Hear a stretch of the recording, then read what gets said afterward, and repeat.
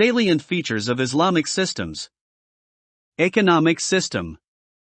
1. Introduction. 2. Basic characteristics of Islamic economy.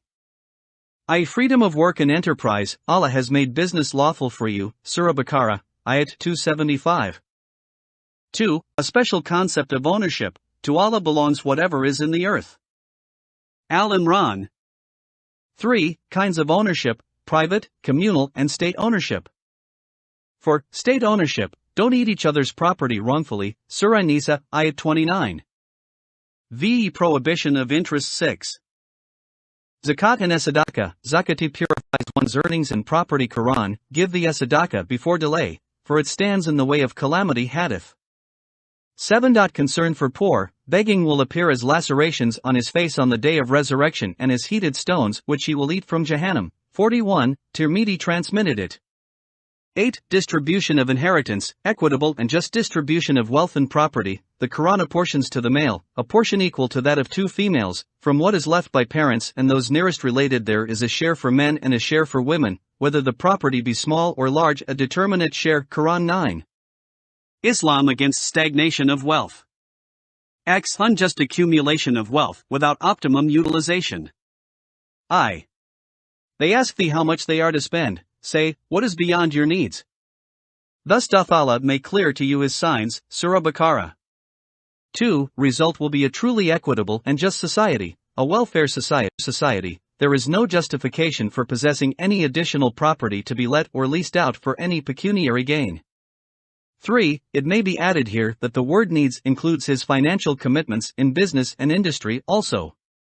For, in this system no extra house or building will be allowed to build for renting or leasing out. The wealth and other resources should remain in circulation, and what is left to stagnate is illegitimate. Whatsoever Allah may restore unto his messenger is due unto Allah and unto his messenger, the orphans and the needy. So, that it may not be confined to the rich amongst you.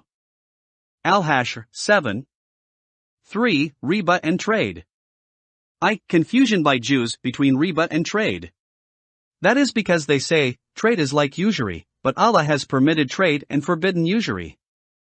2. In connection with the property of an orphan, the Holy Prophet is reported by Amr bin Shu'aib on the authority of his grandfather to have said, if anyone is guardian of an orphan who owns property, he must trade with it and not leave it till the adaqah consumes it. 8. Tirmidhi transmitted it.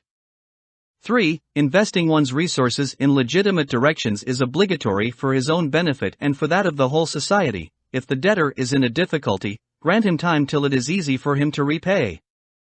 But if ye remit it by way of charity, that is best for you. 4. Reba is of 2 kinds. Reba nasi'a, i.e., interest on lent money.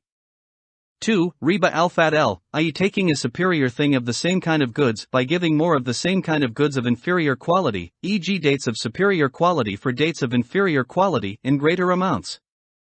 3. A deeper study and analysis of the concept of riba, usury, reveals that riba, usury, in Islam means that any amount of wealth or property acquired without personal effort. Islam insists on acquiring a legitimate amount through effort in a legitimate direction. 4. General principles for any legitimate transaction in Qur'an. When you deal with each other, in transactions involving future obligations in a fixed period of time, reduce them to writing. 2. Let him who incurs the liability dictate, but let him fear his Lord Allah, and not diminish aught of what he owes. 3. But if be a transaction which ye carry out on the spot among yourselves, there is no blame on you if ye reduce it not to writing. But take witnesses whenever ye make a commercial contract, and let neither scribe nor witness suffer harm. For, if ye are on a journey, and cannot find a scribe, a pledge with possession may serve the purpose. vii. Conceal not evidence, for whoever conceals it, his heart is tainted with sin. And Allah knoweth all that ye do. 5. Rules for fair transaction in the Ahadith. Hakim bin Isham reported the Holy Prophet as saying, the buyer and the seller have the option to cancel or to confirm the deal, as long as they have not parted or till they part, and if they spoke the truth and told each other the defects of the things, then blessings would be in their deal, and if they hid something and told lies, the blessings of the deal would be lost.